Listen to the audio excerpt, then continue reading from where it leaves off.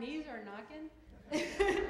So what I've learned a long time ago from the people I work with, that you can do things with your knees knocking and your voice shaking. And so that's what I'll be doing. I'll be doing this little talk right before the Secretary of Education today with my knees knocking. And let me just tell you, apparently my talk is either going to be 5 minutes or 25 minutes, depending on when the Secretary arrives. So if you like my talk, that might be a bother to you, but if you don't like it, it could be over really quick.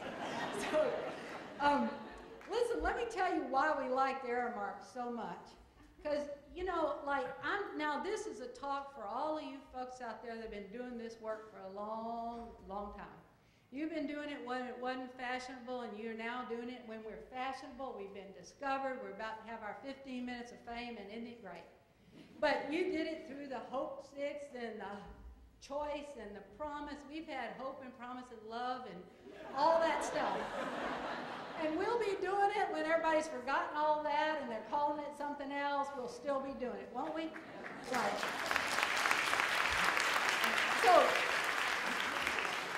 So here comes ARAMARK. Like, you know, don't you have a lot of meetings with corporations that want to be your partner?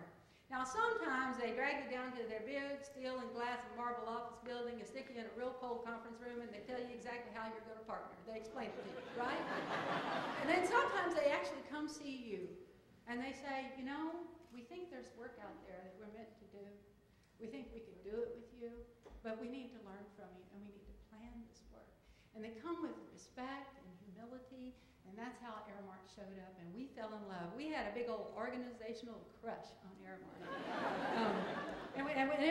And we were right. It was love at first sight that actually lasted.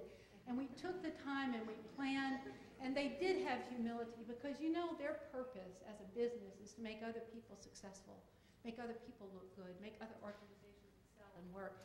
And that's what it's like for us, too. We're all doing work not so we can be famous, not so we can be recognized, although I have to tell you, my mother is so happy I got this. She's been wondering when I'd amount to something. And so you made her real happy.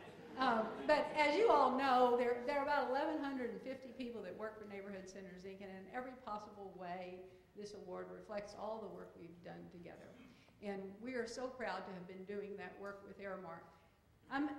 I want to tell you a little story about one neighborhood. Now, we're in 60 locations, and you know, I hate that anybody ever remembers how big we are, because this work is all about being big and small at the same time. Because in every neighborhood, in each center, in every Head Start center, in every community center and senior center, what's important to them is not how big we are, but how responsive we are.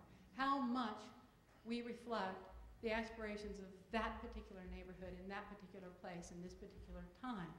So about 7 years ago, we had done what all of us have done for a very long time. We had been trained to talk about every neighborhood in terms of its lacks, gaps, needs, wants, broken stuff. And we had this remarkable neighborhood in Houston called Gulfton. And in Gulfton, there was a brand new story emerging. Now, you all don't know this, I know, because people never know anything about Houston. You think Dallas is the biggest city in Texas, and it ain't.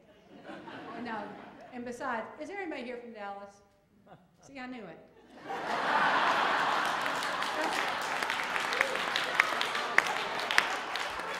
Need I say more?